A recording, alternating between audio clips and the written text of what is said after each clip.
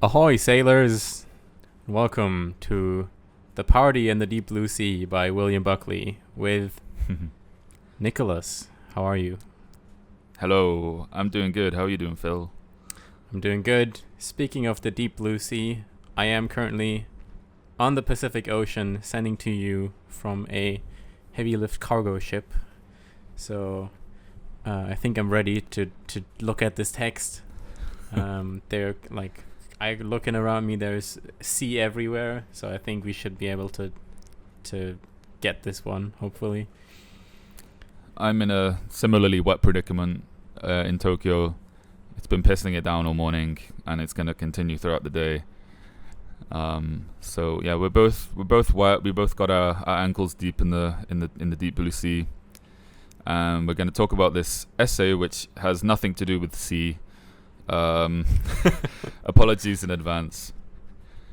This is an essay by the late William F. Buckley Jr.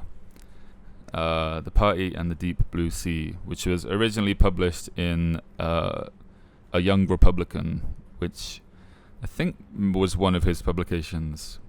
He was quite like a prominent... 1952. He was a prominent American conservative writer, public intellectual, commentator, and he did a lot of writing as well.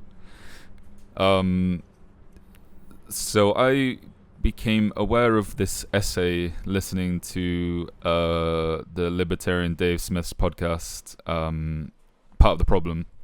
And I can't remember the context in which he brought it up because he kind of goes in a lot of tangents throughout his episodes, but I was kind of drawn to this essay because of how it was described as, a conservative toying with libertarian ideas and, discussing libertarian ideals, but then inevitably concluding that there's not really that the current actual political situation doesn't really allow for these kinds of freedoms, and so we'll get into it throughout this episode. It's a lot to do with the Cold War, which neither of us are particularly well read on, but I think it would be an interesting discussion regardless. And also, I don't think we've really we've not really read actual many conservative voices in our American post-war conservative voices, so I think this is kind of a bit of new territory for us as well. All right, well, we start out with a kind of backdrop of the New Deal, which also Buckley acknowledges in the text, and the text, by the way, is 6 pages, so you can just read this in 15 minutes and then come back if you want to do that. But yeah, so we start from the New Deal. So a little recap, right? 1933. We got this Keynesian spending spree going on, trying to, I guess, come out of the Great Depression. So FDR's Franklin D. Roosevelt is credited with having implemented these New Deal policies. I think it started out with giving people short-term jobs, government employment kind of thing. Obviously then a lot of construction projects, dams, roads, railroads, all that. And then in 35 they intensified it, giving, I guess, concession to labor movements, labor unions and all that. And then 1939 is usually viewed as the end of the New Deal era, and is also when the Great Depression, I think, formally ended. And then by 1941 they were kind of back to regular GDP growth. And so obviously from an Austrian economic perspective, I wouldn't credit the New Deal with anything good at all.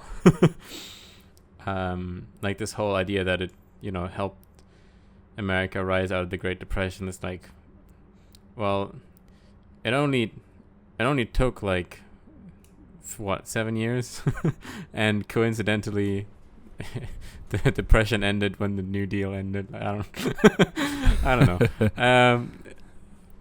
Yeah, we could go into the economics of it, and we've talked about this actually on our Richard Wolff episode, and especially in episode 2 of our discussion of Democracy at Work by Richard Wolff. So if you're interested in the economics specifically, you can listen to that. Today we're looking at the kind of political philosophy side. And so, Buckley introduces us to the New Deal and says, Republicans have abandoned trying to fight for freedom against the state. That's kind of the message we start out with. So the first taste we get is like, oh, he's a bit libertarian maybe. Yeah, we have this kind of, it's all very contemporary. He's talking about the upcoming 1952 elections. And he says, it is perhaps due in part to our frantic preoccupation with the trivia that separate the 1952 Republican from the 1952 Democrat that we do little tragic thinking about the genus state with a capital S, which makes many of us still believe to be, quote, begotten of aggression and by aggression. And says that it is... in 1952, no American citizen had an opportunity forthrightly to reject the ideology of the Leviathan state. So reading this, knowing that this guy's a conservative thinker, it's like, okay, this is quite like a macro perspective, critical view of republicanism, and it's quite like a libertarian strand of thinking. And I think this kind of marks the beginning. This is very much like most of the essay is this kind of or the first half at least of this essay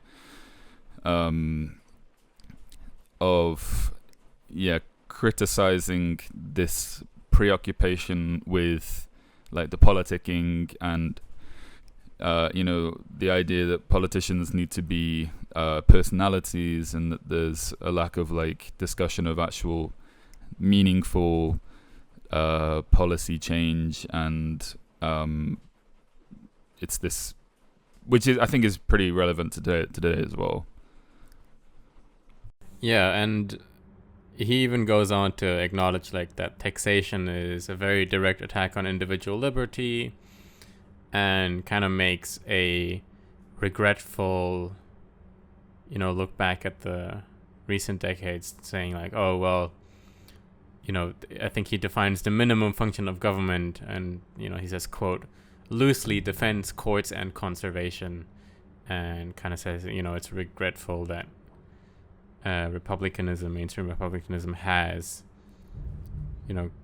gotten away from that, and it's now become a kind of more statist ideology. Just covering on what Nick said there about the 1952 election, which, by the way, ended, of course, in Dwight D. Eisenhower winning against the Democratic candidate, who you've never heard of, Adlai Stevenson II. And it was a total blowout. The Republicans had 442 electoral votes. The Democrats only had 89. And so this is an election that the Republicans won quite spectacularly. And, even despite that, in the run-up of this, Buckley gives us this very melancholy essay, saying, we'll win, him being a conservative, he'll be we'll win, but what's the point anymore? They've both parties have become this kind of statist soup of I think he says disinterested. The candidates themselves are disinterested in policy or disinterested in ideas. I think it says, and it's become this personality contest, which I think we're very familiar with at this point in modern democracy. For sure. He says the national politics have become so remote, so unresponsive that the basic and all-important unit of society, the individual, feels powerless to assert himself, even assuming he wished to do so. The result, of course, is a battle for power waged by towering political personalities who are bored by issues, who are afraid to stand or fall on competing political ideologies. Thus, there is less and less thought about grave issues of policy and more attention to dramatis personae. And then he goes on to reference some random senator who no one knows anymore. So the question there is, like, what do we do in this situation? And this is where he brings up the topic of the Soviet Union, the Cold War. And he basically says we're at a crossroads where we need to decide whether the Soviet Union is actually a threat to the security of the United States or if it's not. And then following that question, what we do about it.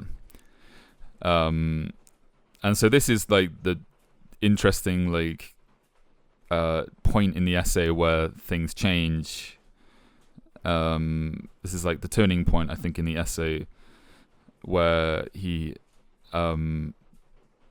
basically says, if we do decide that the Soviet Union does constitute a threat to the United States, then we need to organize big government with a capital B and a capital G for the quote duration. And he gives this interesting question, which is, does it make a great deal of difference if we lose our freedom to a Georgian bandit or to a Mississippi ignoramus? The question is a good one. So, yeah, I think, it is worth thinking about this question, and I think if you're like kind of libertarian minded. What is the question? Let's make clear first what actually is the question, because I don't think the question is, it's not very accessible. Does with the Georgian ignoramus and whatnot. Yeah. So the question is, do we accept big government in our own country? If we're from the United States, for example, do we accept the rule of our own government over us, or do we allow another government to rule over us? That's the question that he raises here. Yeah, the implication being that if the United States doesn't significantly step up its game in the government sector, the communist Russia might, the Soviet Union might eventually take over the United States. Yeah. Which, first of all, I think, Yes. nuclear war and all that aside, I think the scenario that the Soviet Union would, in like a land invasion or something, conquer the United States, I think is so far removed from reality that that's my first issue with this choice, that it's a completely false choice. That the alternative to big government is not that that the Soviet Union becomes the new ruler of the United States. That's just so removed, I think, from practicality. Well, it depends what he means, really. If he's talking about an actual, he does seem to be talking about like an actual land invasion, but I think he could also be talking about like a demoralization kind of thing, like a cultural influence from the Soviet Union, and the CIA has obviously taken part in a lot of overthrowing of communist governments in the past as a means of trying to suppress these ideas from spreading, and that was very much like the logic in the Cold War, that if we let these ideas spread elsewhere, then they'll eventually make their way to America. So I think I kind of feel like he's maybe being a little bit hyperbolic, talking about creating a large army to support home defense, but I think he probably was also like referencing this like cultural side as well. Mm-hmm. And I don't even necessarily think that that's the the choice between having a large national state bureaucracy versus being conquered by the Soviets isn't even necessarily his. It's not that he offers up these options to us, but I think that's the national conversation in 1952, right? That's what Sure, people are sure. talking Yeah, about, fair point. especially within the conservative movement. And it's like, well, do we increase government or not? And coming out of the New Deal, which had so many tenets which Republicans initially vehemently refused, because they it's like halfway to socialism, right? Yeah.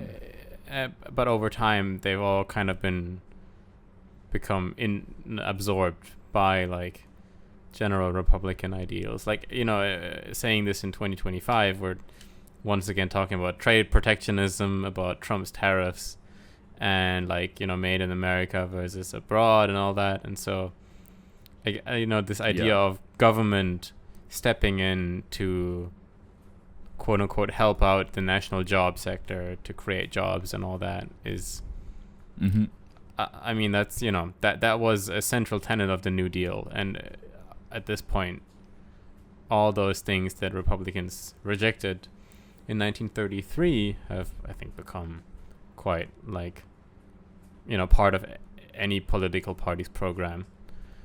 Like public works, social insurance, all that, social welfare. Yeah. But I do think that he is like fairly explicit about like, he does say, if the Soviet Union does constitute a threat, quote, we shall have to rearrange sensibly our battle plans, and this means that we have got to accept big government for the duration. So, whilst you say, it's like the question is like part of the conversation at the time, he does seem to be like, advocating a temporary big government in order to like combat this other big government, right? Well, that's the thing. Coming out of the text, I'm not quite sure what he actually is advocating for, because he does seem to, the way he sets it up, it's quite clear that he's against big government, and then he gives us this choice, and it's not super clear to me that he is endorsing big government in the end.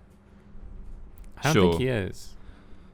I think he says, because he concludes the essay saying, like, it's quite unfortunate that both parties have become the parties of big government, and so it's not really an election anymore anyway.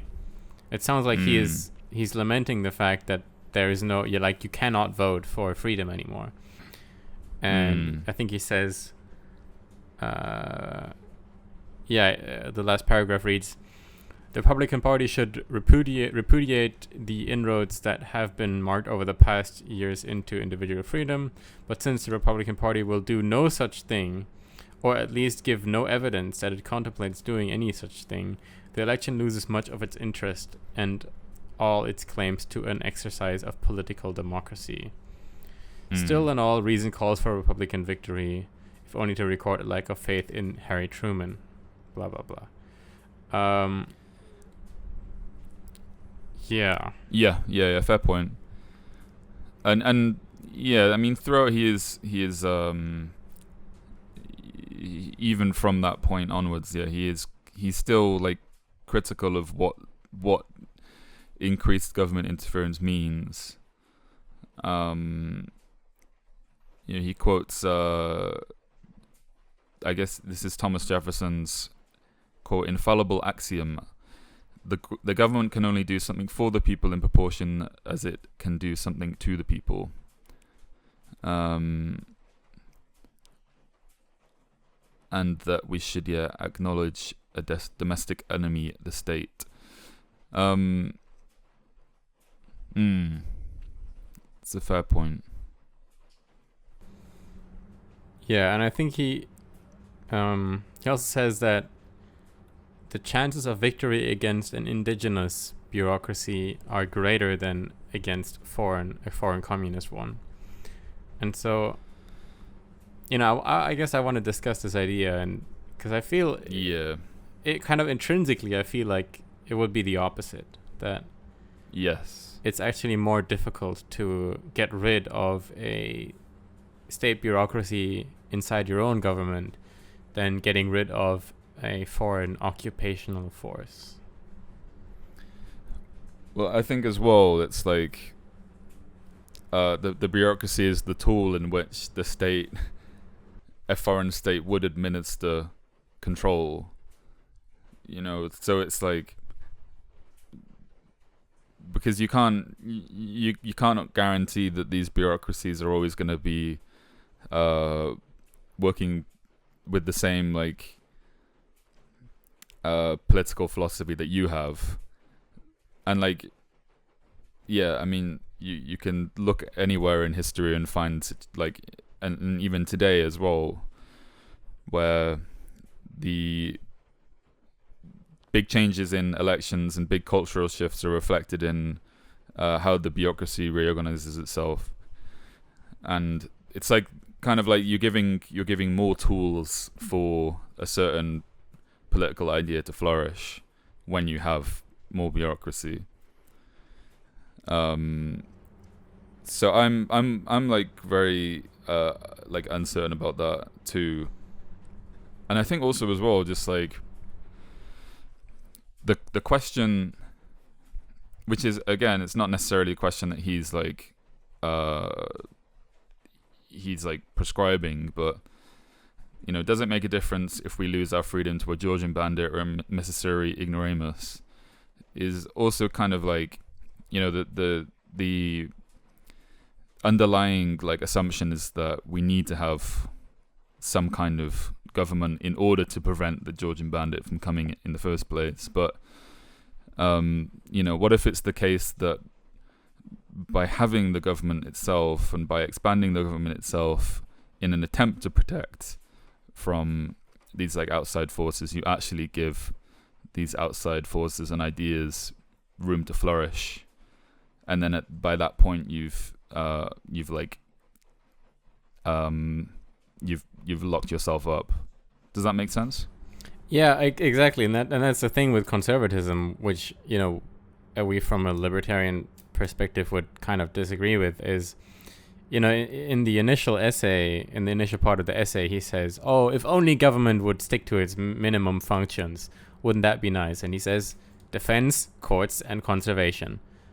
But then we talk about how defense is the issue leading to this government expansion, right?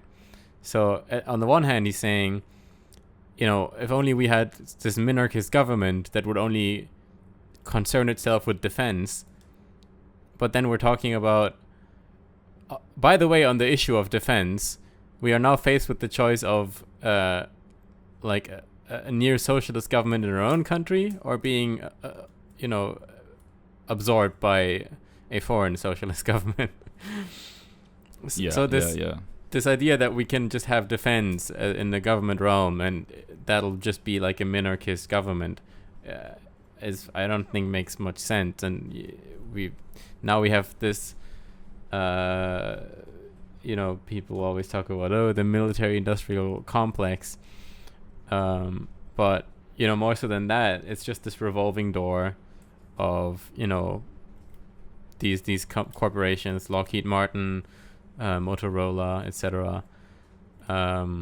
Being government contracted, therefore having the incentive for war, lobbying politicians who deliver us the wars, Syria, Iraq again, Yemen, etc., etc. And it's like, now Ukraine, perhaps we're gonna bomb Iran. I don't know. So it's like, you can't just have minimum function. Like, defense will never be a minimum function of government. It'll always exaggerate into this bigger problem that he is discussing, I think. Yeah, and it's also like goes back to this question of like,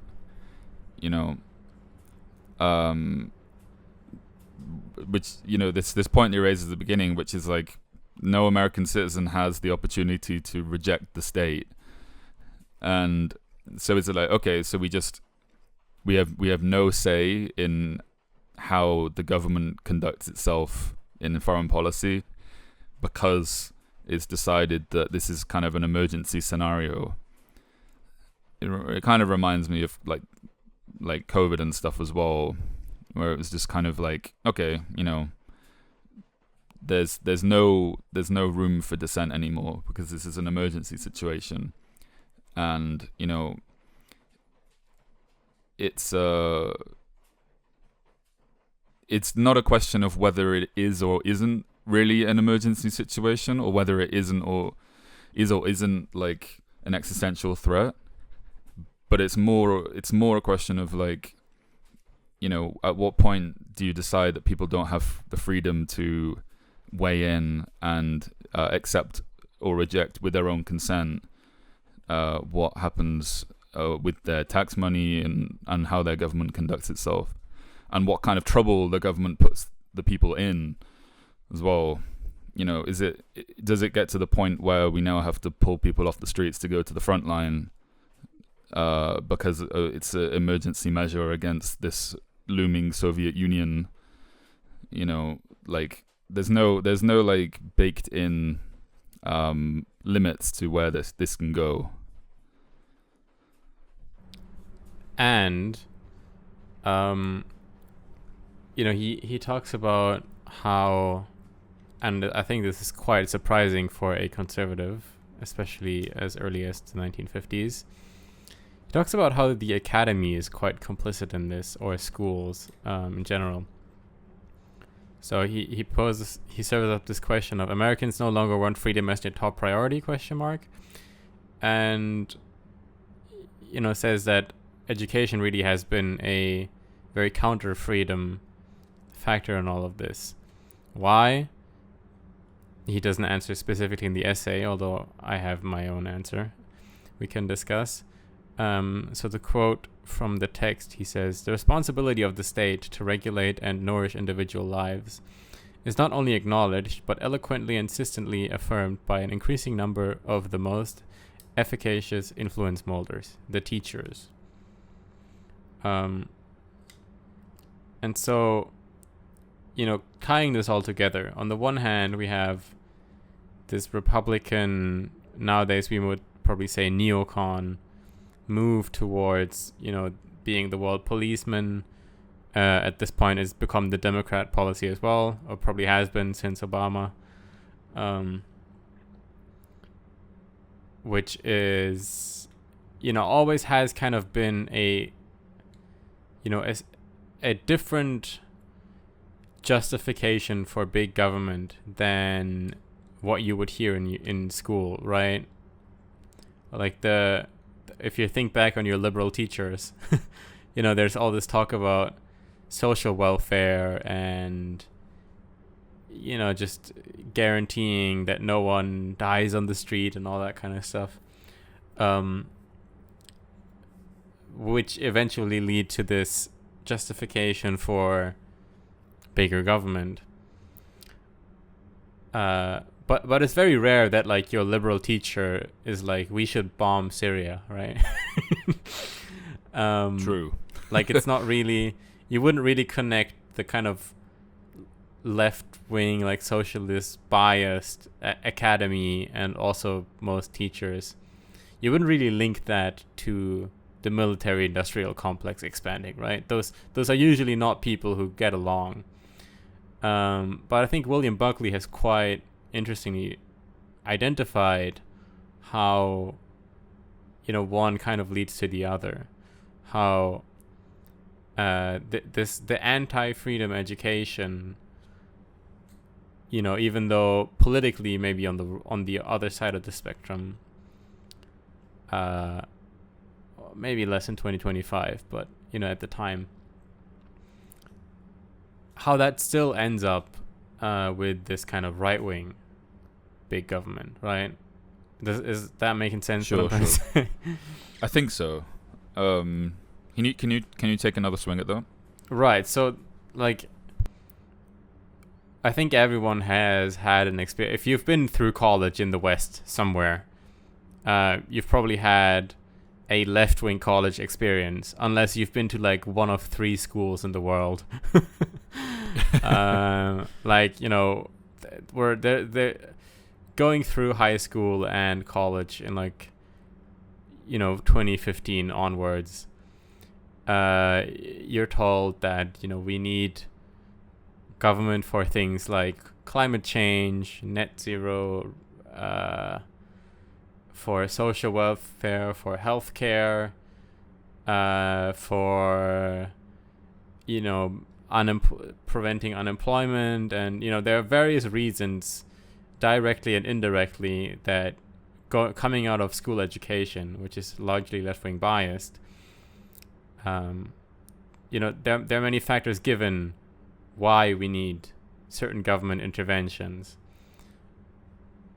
Very rarely does your left-wing teacher, which almost all of them are, confront you with, you know, the kind of military-industrial reasoning for big government. You know, that we need to bring democracy to Yemen or some shit like that, right?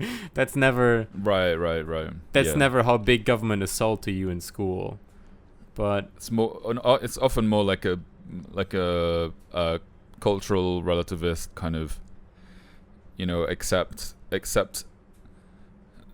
other cultures, accept other ideas in the best scenario, or at the very least it's like, you know, critical of, you know, genital mutilation or something in certain countries, or but never with like a kind of like, we need to involve the state in setting these people right. But it's that's probably is where the criticism would probably end at just the criticism, rather than, you know, this is a problem that we like that we need to mobilize the state to solve, quote unquote, solve. Right. So I think like you're coming out of education, either you drank the Kool-Aid and now you're just, you know, on the kind of left-wing side of big government anyway, or if you're rejecting all that, well, what is the kind of alternative you're given? It's like the right saying, no, fuck social welfare, fuck all this shit, whatever, we don't need net zero. Instead, what they give you, though, is still big government. It's still this, like, it's just another justification for big government in the end, is what you're getting from mainstream conservatism, from the right as well. So, and I think in this way, there is no exercise of your democratic process or whatever, you know, he references in the essay. Sure. So, and, you know, Buckley wrote this book called, I think it's called The God and the State at Yale, something like that. The God and Man at Yale. God and Man at Yale, okay. In which he discusses how, you know, the academy, but not Hollywood, of like academics. Academia is what I'm trying to say. How academia, and, you know, specifically he names Yale, has become a kind of atheist socialist enterprise. And, you know, obviously being a conservative, he's very concerned with religion as well. But how he sees this kind of advancing big government thought coming through academia, and he was very early in calling that out. Turns out he was right. 1951. But, you know, as he laments, it's not really like, if you try to rebel against that by being a conservative, there isn't really a choice anymore for the kind of free market conservatism that maybe, you know, it kind of initiated this whole American revolutionary spirit, right? Like, even in 1950, according to him, I wasn't there, but the alternative you get as a conservative is, you know, at the time it was, we have to mobilize our military so we are safe against the Soviets. These days it would be something like, I don't know, we have to help Ukraine and stop Russia from, you know, it's kind of the same thing, you know, less dramatic, I guess, but it's like you don't really get like a second option that's anti-government from the Republican Party. You still get a big government option if you reject the big government of the left, which is welfare big government. Yeah. And I mean, we can see that now, like, painfully clear.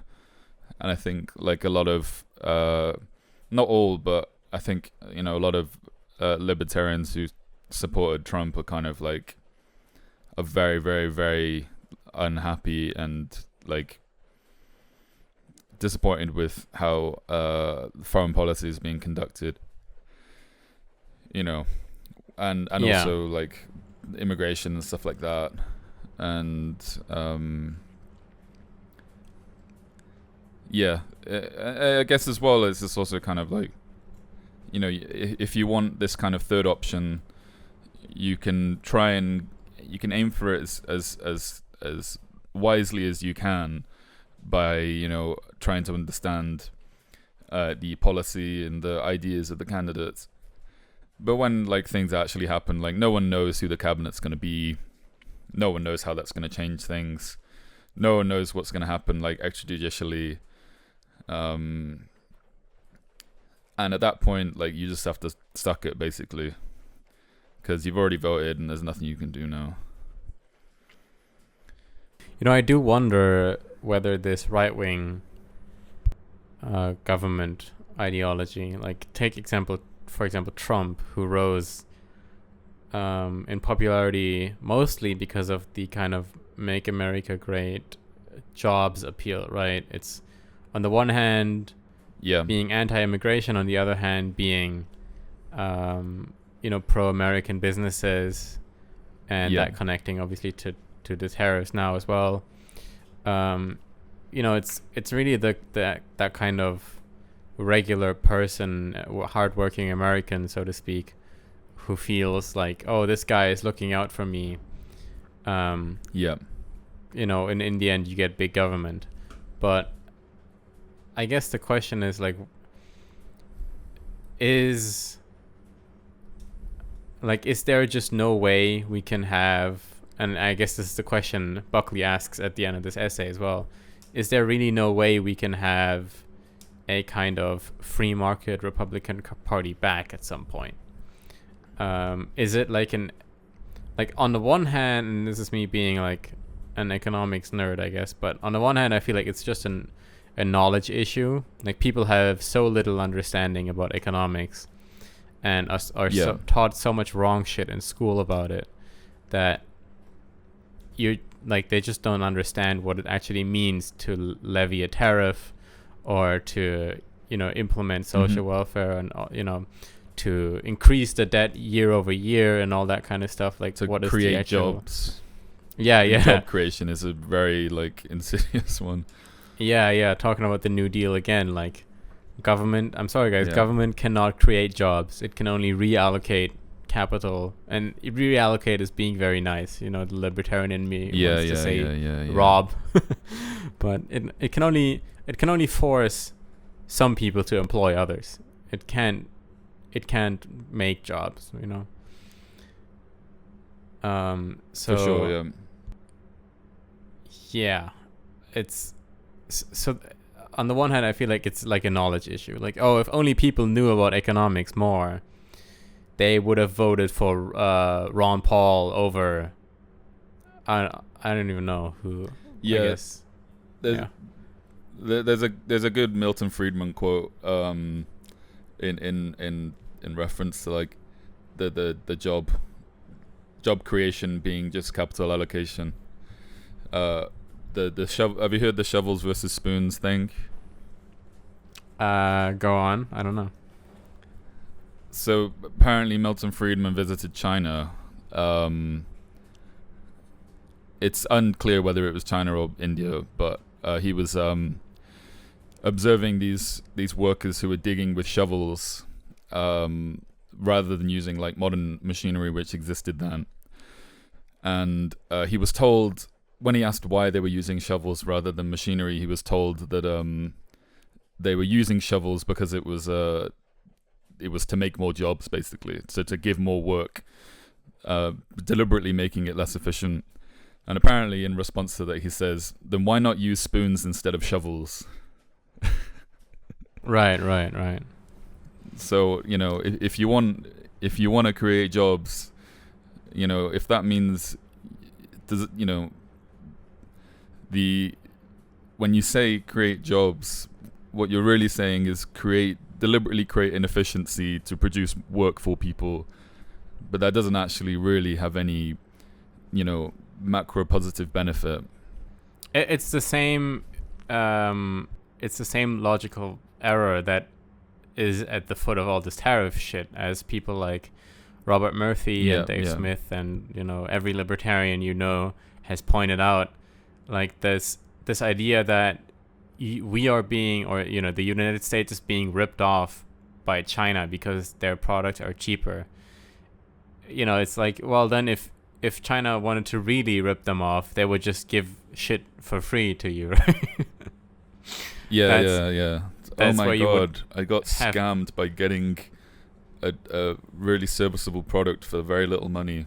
Yeah, and well, the converse of that would be also that if you really wanted to help the American economy, you would figure out some way to make oxygen non-abundant, so that we had to actually produce oxygen, right? And then we would have even more jobs, like all these resources which we have available for free. It's actually a detriment to us that they're not part of not part of creating jobs in the local economy. It's like, no, by having shit for free or available, like natural resources, or having cheaper products abroad, blah blah blah, you are freeing up labor and creative capital for other purposes. It's like, and this is the same issue with the spoon thing, right? So and I think as well, like another like dimension that's important to remember as well, it's like then we're not just these aren't just tariffs on consumer products, like already made things. These are tariffs on like anything really. Like there's no limit to what they could what things could be tariffed. So this can have like such a big effect on small businesses, which I think is like probably really, really like antithetical to what this like average Joe would be, interested in. I think that if you're a small business and suddenly, the steel that you buy from China is like 145% more expensive than it used to be, you can't do it anymore, and you just go out of business. Whereas, a larger organization which has like the organization and has the money to absorb those costs will survive somehow. So we're kind of drifting away from this paper, but I want to quickly try and steelman the tariff position and see what you can come up with as a response. So the steelman for the tariff position are 2 points. One is that certain industries are critical to national security. For example, defense kind of contracting, and not the service of defense contracting, but let's say, for example, if all your military like microchips or whatever are made in China, or all your communications devices that the military ends up buying are made in China, like how do you know that they're not able to control it and stuff like that, right? How do you know you're actually secure? Another one is energy, right? Like if you're not energy reliant and the war breaks out, obviously this is super relevant in the case of China, because it's not like the US is importing large amounts of oil or anything from China, but with European countries and Russia, that is the case, right? Is if your economy is reliant on the energy from your potential enemy and war breaks out, then they are in a position to totally crush you, which they wouldn't be if you had your own source of energy. And then the other one is, and this is also kind of related to national security, but it's property theft. And so we all know China doesn't really play by the same rules of acknowledging property rights.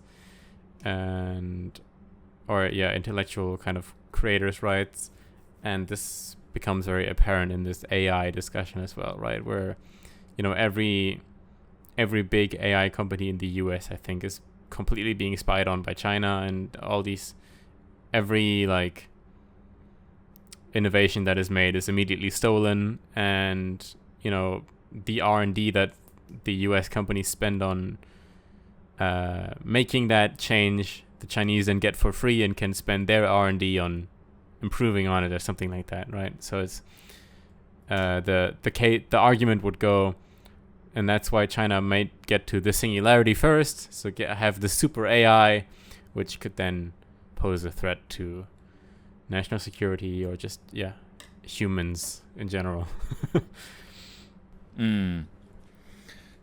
Okay. The first was national security, national defense, right? Mm-hmm.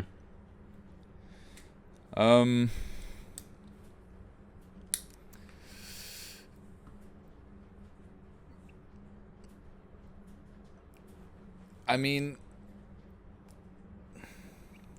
we're talking about like national security. I mean, with regard to tariffs, like, I guess that's a way that you could control. I guess that is a way that you do control, like, like weapons manufacturers, for example. It's definitely advantageous to have, like, critical resources getting produced in your country. I guess if you think about like a castle town with like a big moat around it, if you get invaded, one of the strategies in the medieval period was just to like surround the territory and starve them of resources, right? You just stop things from coming in and out, and then eventually they run out of food and they all die. And you don't really have to do any proper fighting. So if you're like a small country that's like got that's surrounded by big enemies, having that kind of having those resources at hand and being able to like produce them is like obviously really important. Go on. I would say it really is a kind of double-edged sword, though, because at the same time, the steelman case for the tariff position here goes that you want to be in a position to withstand war, and even if war breaks out, that you're in a position to be able to wage that war and actually produce everything locally that you need, like weapons, communications, all the computer parts that go into that. The retort to that would be, well, is being in a position to wage war at any time really a position you want to be in as a citizen? Because the opposite way of thought, and this is kind of how we moved from this European, before the European Union existed, they had just this partnership on, I think, coal and steel or something. But then they evolved it into the European Union. And the initial thought was, if you interlock your economies so much that you couldn't actually survive war, that, war would mean economic destruction, then wouldn't that be a deterrent to not have war? Right? Yeah. So, is this isolated tariff position where every country is totally capable to have war with every other country at all times, and you just come at us and we'll see who win? Like, is that really a place you want to be in? Or is it maybe actually good to be in a position where you want to avoid war at all costs, or you want your politicians to be in a position where the pressure is on them to avoid war at all costs? Isn't that the preferable option? Yeah, for sure. Yeah, I mean, I think the obvious response to tariffs response to tariffs is free trade. And I guess mutual debt as well and stuff like that. And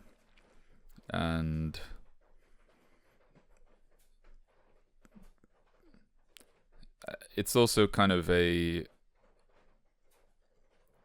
a way, it's like a promotion. It promotes like productivity in that in order to avoid war, you have to, well, in an abstract sense, like avoiding war also means having things to offer that only you can really offer.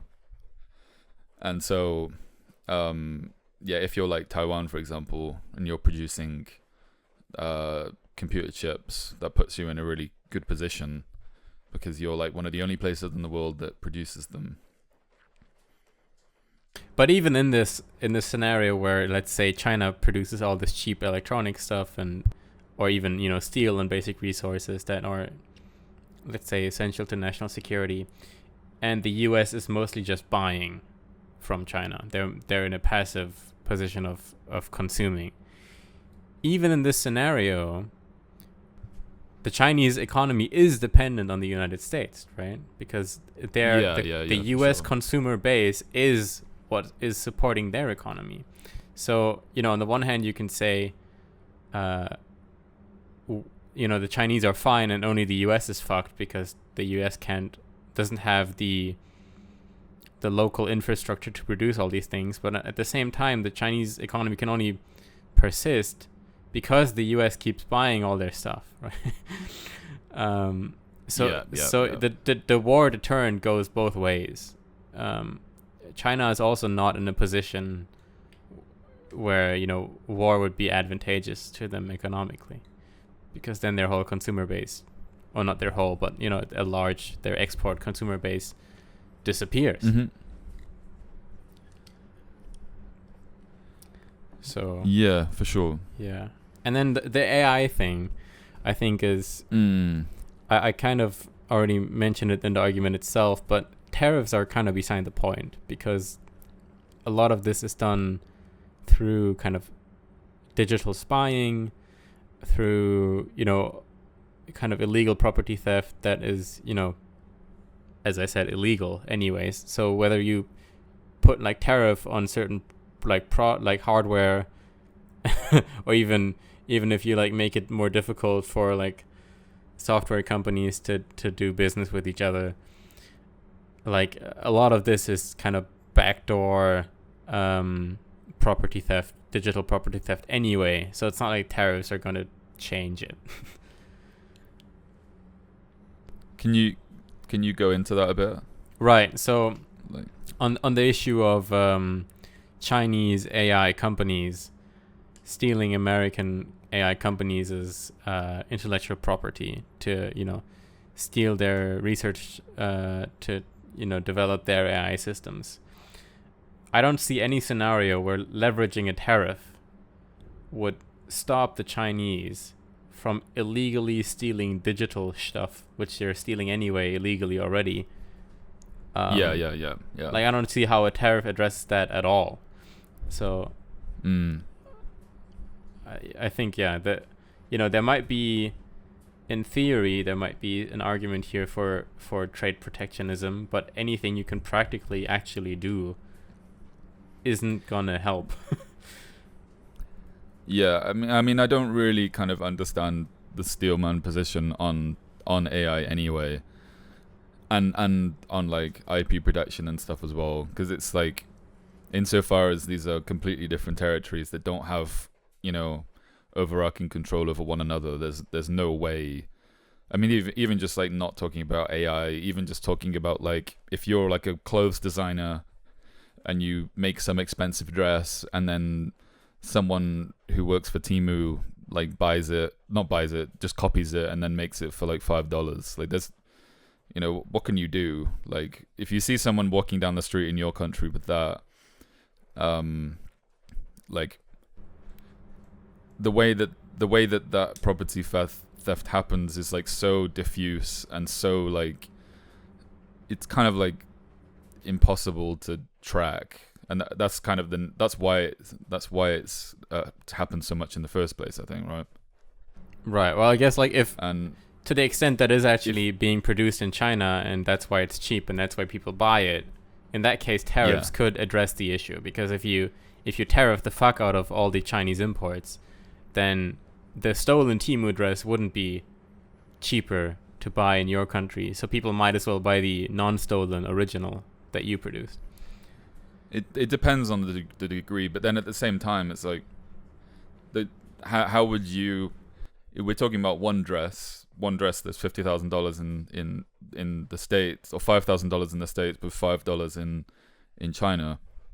Like that disparity in price, you can adjust for that in one situation by applying a tariff.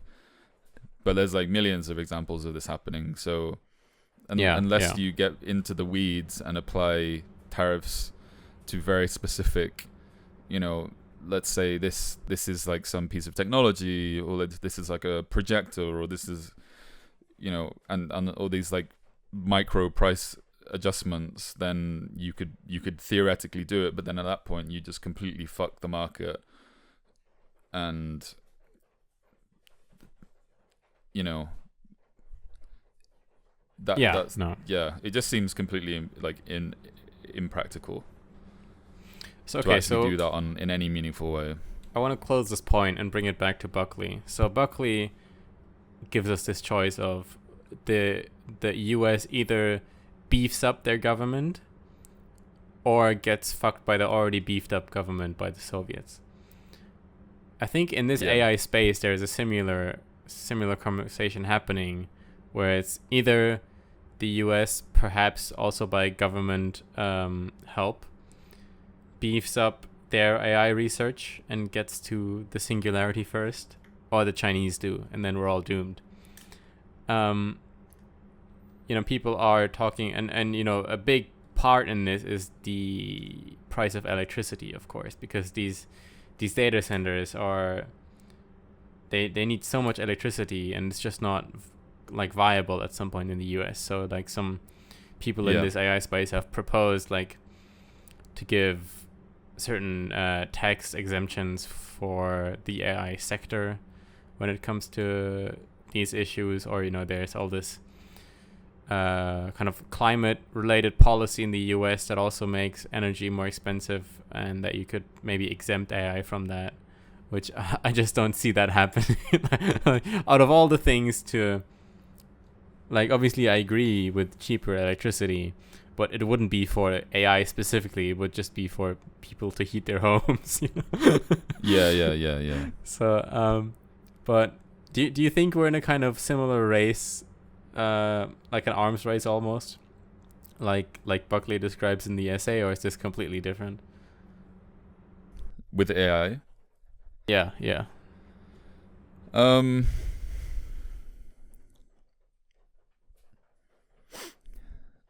Well, the stakes are, I mean, I don't know if the stakes are necessarily the same. Because we're talking about like a product that can be used for the benefit of people, regardless of where it comes from. Or the not detriment. Talking necessarily, or the detriment, of course, but there are definitely, there are definitely huge benefits that can come from AI, as well as obviously negatives. But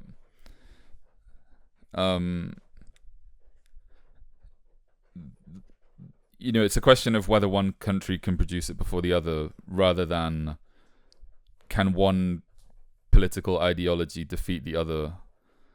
In the case of like the Cold War, maybe you could argue it's kind of the same, because it's just one Leviathan versus the other, and but at least I think culturally, the United States and the Soviet Union were very different at the time. So I don't know if there's like the same cultural like stakes. What would like singularity mean? I really don't know, to be honest. Yeah. Like, if we're talking purely about like who has the best ChatGPT, if we just couch it in terms like that, like who produces the best ChatGPT, then I don't think it really matters. Because the main thing is whether people can benefit from it, and you don't want to get to the position where we've enclosed ourselves so much to better things outside, that when people visit China, it's like the Soviet Union, people from the Soviet Union coming to supermarkets in the US. You don't want a situation like that. You ideally want a situation where everyone can benefit. And I'm definitely not like, I don't know, like I'm not enthused about certain technologies being like super dominant in one specific place, especially because of how like pervasive it can be, and how like psychologically it can act on people without them really even knowing, and how like ubiquitous it can become before we even realize it. But I also I think like the alternative, I don't know, I don't think it's viable, firstly because of how AI works. I don't feel like there's really anything that we can do about it, even if we tried. Yeah, and I don't see how I don't see how getting a month early there is gonna change anything, because so far, the argument is anything that's being made is immediately stolen by everyone. So yeah, like if one company produces the super AI, let's say, like why would we assume that the next thing happens in that all the competitors as they have so far immediately also get to that point? Yeah. You'd really have to like, it's difficult because it's like such an abstract thing, and we really don't know like how it would work if we did have this like super AI, and like to what like extent it could influence us or have an effect on our lives. But yeah, I think as open as possible is the best way to go. And to be honest, like didn't China make like it's like some leading company in China basically made its whole thing like open source or like completely accessible, and this was like a couple months ago. I didn't read too much into it, but maybe, yeah. I just think it's like one of those things where you can't contain it, and it will always find a way through. Alrighty. What do you think? I think Buckley was right in that she laments, like I don't think the mainstream right will ever, at least not in any foreseeable future, gravitate to a more liberty-oriented position. I do see some hope in this kind of podcast space, and I do think that libertarianism has gained some mojo back in recent years. Like let's for example take Trump floating the idea of abolishing the income tax. Obviously Trump is not gonna abolish the income tax. That's just not gonna happen. But it's kind of inconceivable, or it was at least a couple of years ago, that the Republican president would even, as a joke, say that. And so, for sure, once we've joked about it, maybe in 20 years we can actually address this question. Yeah. So, but at the same time, with all this tariff stuff and so on, we don't really see much of a move toward liberty on the right. And we've made some concessions, like with not being the world's policeman anymore, and maybe being a little taking the finger off the trigger with NATO expansion and, just focusing on settling the war with Russia and Ukraine right now. And, but at the same time, the same logic doesn't apply to Israel, Gaza, right? It's a kind of, Same with freedom of speech as well. Yeah. Like the Republican position right now seems to be, well, we like Israel, so we're going to intervene on their behalf, but we don't really care that much for Ukraine, so we're not going to do that. Like it seems to be much more a kind of favoritism than actually a principled decision. Yeah, for sure. And so, yeah, I don't see any real advance toward liberty on the right. Yeah, sad. But I do think, kind of like you were saying, there are definitely more conversations in that, in the libertarian front happening, and that's like undoubtedly a good thing. And in all fairness, like, I think the excitement for those ideas still remains, even though the reality at the moment is not playing out in the way that people thought it might. Like, Doge was like a complete failure, basically. It hasn't done anything of note, really, and it's, as far as I know, basically finished now.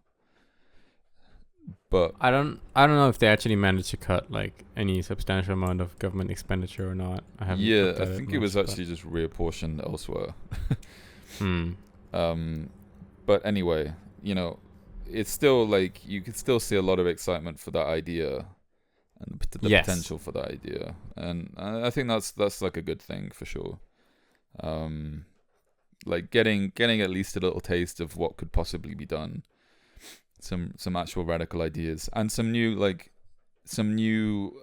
philosophies behind these ideas, like the idea that you have this like department that isn't actually meant to exist forever and that has like an actual cut off date of a couple years, and just like creating, like, allowing people to imagine different political alternatives where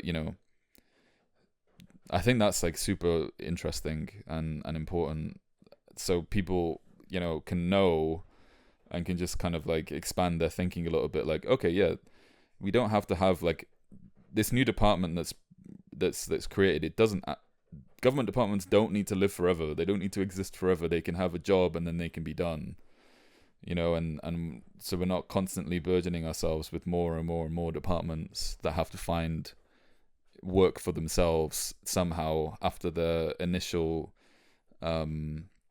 function is like run dry.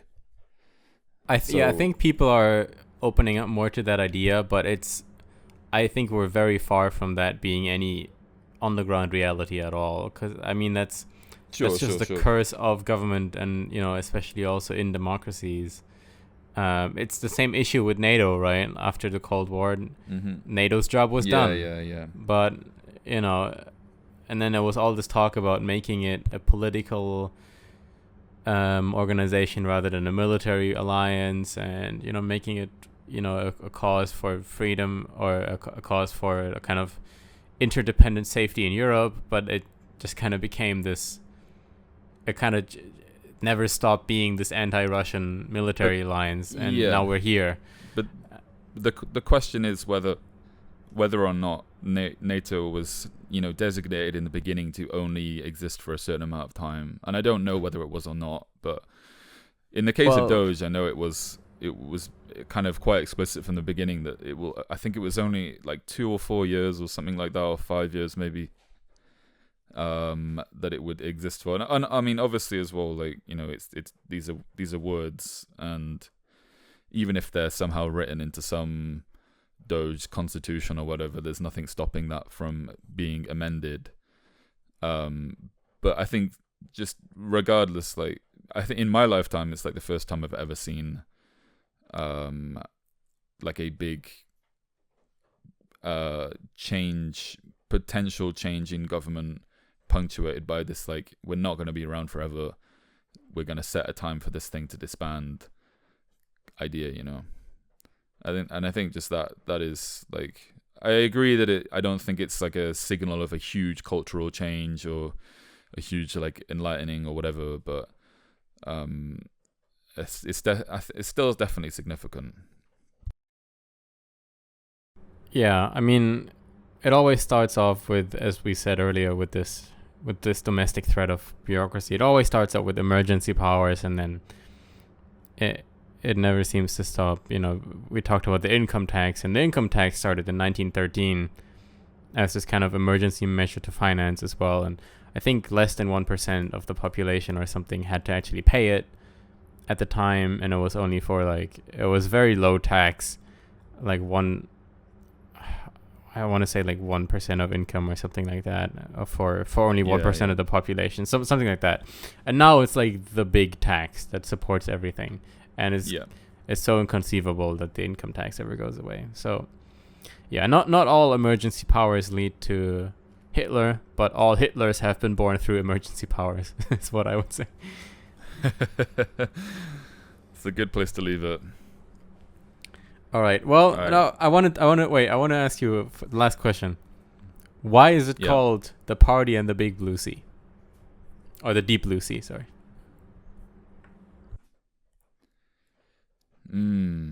Gotcha.